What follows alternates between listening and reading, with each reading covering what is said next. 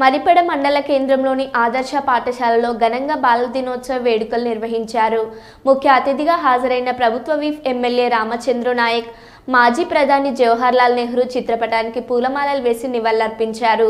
పాఠశాలలో సైన్స్ మరియు computer ల్యాబ్లను MLA Ramachandra Naik ప్రారంభించారు. సామాజిక బాధ్యతతో విద్యార్థులు విద్యను అభ్యసించాలని ఆయన అన్నారు. విద్యా, వ్యవసాయం, ఉపాధి రంగాల్లో వినూత్న మార్పులను నెహ్రూ గారు తీసుకొచ్చారని అన్నారు. ప్రిన్సిపల్ గారికి, మోడల్ స్కూల్ బోధనా సిబ్బంది వారికి, అదేవిధంగా మా కుటుంబ సభ్యులు, కాంగ్రెస్ పార్టీ కుటుంబ సభ్యులకు, పాత్రికేయ సోదరులకు, మరి మీ అందరికీ, బాలబాలికలకు అందరికీ ఈరోజు బాలల దినోత్సవ శుభాకాంక్షలు, నమస్కారం. ఈరోజు చాచా నెహ్రూ గారి జన్మదినోత్సవం.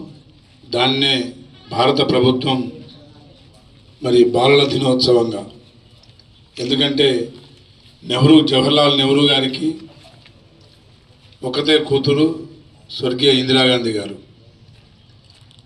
మరి జవహర్లాల్ నెహ్రూ గారు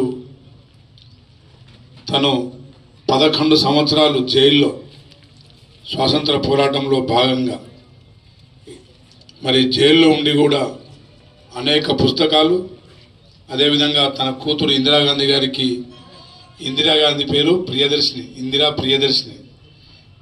ప్రియదర్శిని గారికి మీ వయసులో ఉన్నప్పుడు జైలు నుండి లెటర్స్ రాసేవారు. ఇందిరాగాంధీ గారిని ప్రేరేపించినవి జవహర్లాల్ నెహ్రూ గారి మాటలు కాదు, లెటర్లు.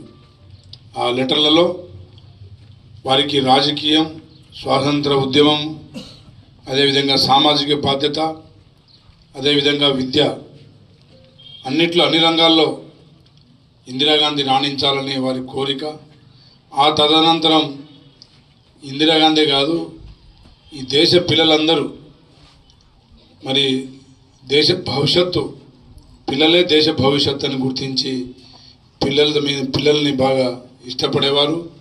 పిల్లల కోసం ఈరోజు భారతదేశ యావత్తుగా ఉన్న ఇంజనీరింగ్ కాలేజీలు కావచ్చు, ఆర్ఈసీలు, రీజనల్ ఇంజనీరింగ్ కాలేజీలు కావచ్చు, ఐఐటీలు కావచ్చు, All India Institute of Medical Sciences కావచ్చు, అదేవిధంగా Indian Institute of Administration Management ఐఐఎంలు కావచ్చు, ఐఐబిఎస్లు కావచ్చు, ఏది స్థాపించినా జవహర్లాల్ నెహ్రూ గారి పంచవర్ష ప్రణాళికలో భాగం.